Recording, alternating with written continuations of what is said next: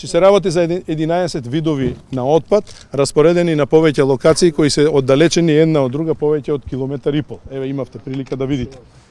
Во тие 11 видови на отпад спаѓа како најопасни се хлорот и винилхлоридот.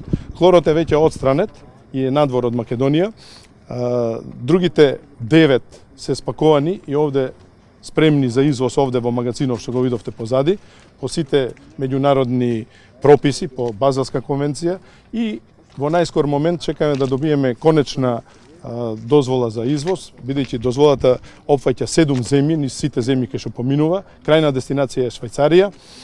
Во моментот кога ќе добиеме дозволата, почнуваме со утовар и со изнесување на тие опасни материи. Количините, кажете. Цистерната, со да, количините досега спакуваните количини се негде од 65 до 70 тона и останува едно од најопасните жаришта, тоа е цистерната со винилхлорид, за која се уште немаме конкретно решение, затоа што во летниот период кога добивме решение за елаборат од Министерство за екологија, веќе беше јуни месец.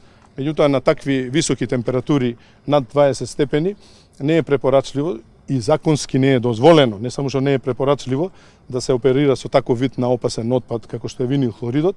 И ние еден од нашите потенцијални партнери од Германија, Холандија и така натака кои ги контактиравме, не сакаше ни да дојде да прави увид, а камоли да прави преточување. Се додека не се направи увид, преточување во специјални садови и не се знае точна количина, не можеме да почнеме постапка за добивање на нотификација, тоест дозвола за извоз и согорување. Само 2 инсинератори, тоа се печки што согоруваат опасни материи, во Европа согоруваат винилхлорид. Затоа што винилхлоридот во Европа е очистен пред 30 години и веќе никој нигде го нема во употреба. Дури инсинераторите не поседуваат такви специјални филтри за согорување на винилхлорид. Посликовито, ако не дај Боже. Овде има 40 степени. Овде имаме, значи... Не. Што ние, можело значи, да биде хаваријата? ова само да ви го потенцирам.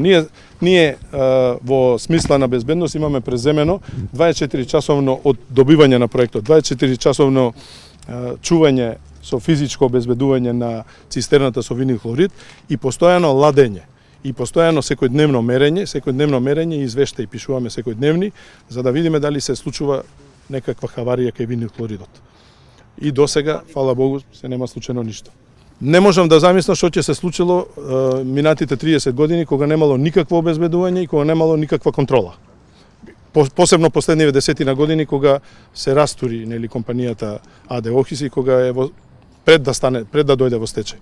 Пред да се зафатите. Дали сите испарувале? Дали сите испаруваат и сега? Вие велите дека сте Чувствуваме задолжени за мириси, 11. да, велите дека едното од има и данот, други. другото. Да, ги препознавате. Значи тие што се веќе спакувани, што ги видовте таму во специјални АДР буриња, тие веќе не испаруваат. И тие се безбедни, можат да стојат тука и со години.